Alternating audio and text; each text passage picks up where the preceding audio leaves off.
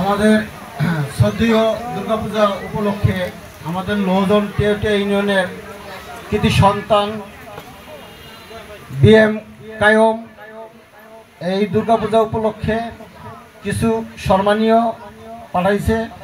এমনকি লোহজন টেউটিয়া ইউনিয়নের সামনে চেয়ারম্যান পদপ্রার্থী এবং সকলের কাছে দোয়া ও কামনা করছে।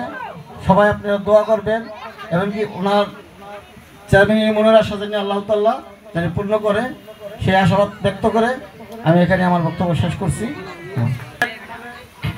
মুন্সিগঞ্জ লোহজন ও টঙ্গিবাড়ি মাটি ও মানুষের নেতা, সবাই বলে হাতেম তাই বলে সবাই চিনে। আমাদের জননেতা মিজানুর রহমান সিনহার নির্দেশনায় আমরা আজকের এই লোহজন কলেজ মাঠে, ঠিক আছে, শ্রদ্ধেয় দুর্গাপূজা উপলক্ষে আমরা বিএনপির যারাই করি, ঠিক আছে, আমরা সবাই এই শ্রদ্ধেয় পূজায় আমরা উপস্থিত হয়েছি।